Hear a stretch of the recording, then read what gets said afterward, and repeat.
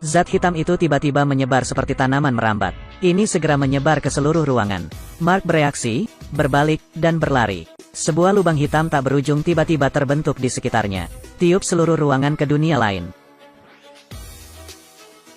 Jika Mark tiba 1 detik kemudian, dia bisa tersedot. Dia segera bersembunyi di balik pintu, melihat roh-roh jahat yang tak terhitung jumlahnya keluar dari pintu itu. Ternyata ini adalah jalan menuju neraka. Pembukaan neraka, artinya bencana besar akan datang. Salah satu roh jahat, segera mencium bau nafas makhluk hidup. Mark yang ketakutan dengan cepat menahan napas, harus luput dari perhatian.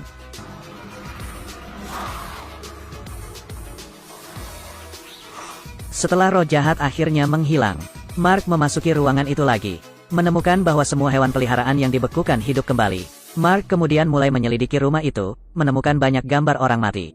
Orang ini mungkin adalah seorang pembunuh mesum karena, secara tidak sengaja membuka kalendernya, ditemukan halaman nomor 15 hilang.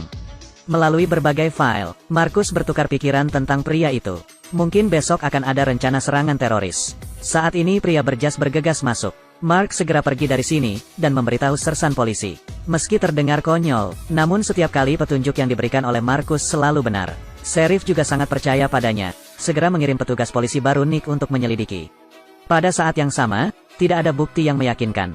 Kapolri juga tidak mengizinkan Mark menangkap orang secara sewenang-wenang, dan biarkan dia bersantai. Dan dorong dia untuk pergi berkencan dengan pacarnya. Sore harinya, Mark dan pacarnya piknik di lantai paling atas, bukan hanya romantis. Masih terlalu dingin untuk naik. Tepat ketika mereka berdua sedang mengobrol dengan gembira, Mark melihat seseorang menuruni tangga. Apakah seorang pria berjas bergegas maju dengan agresif? Kelihatannya sangat ganas. Apa yang terjadi? Mungkinkah dia mengetahui bahwa dia sedang diikuti? Mark ingat bahwa orang lain adalah seorang pembunuh. Sangat takut. Cepat bersembunyi di kamarmu bersama pacarmu, sampai di luar sepi. Mark diam-diam membuka pintu depan. Julurkan kepalamu untuk melihat. Gereja itu kosong. Bahkan tidak ada hantu. Tiba-tiba pintu di sisi pacarnya dibanting. Mark segera menjemput pacarnya dan berlari keluar melalui pintu belakang. Kemudian dia naik sepeda motornya dan melarikan diri, membawa seorang pria berjas untuk menyerangnya. Laporkan ke sheriff. Izinkan saya masuk ke gereja dan menangkap orang. Namun ketika sheriff membawa orang ke gereja, gereja tersebut rusak parah. Juga tidak ada tanda-tanda keberadaan pria itu. Yang lebih aneh lagi adalah, tidak ada sidik jari lain yang ditemukan di sini. Kepala polisi kemudian mengirimkan petugas polisi lainnya, Simon.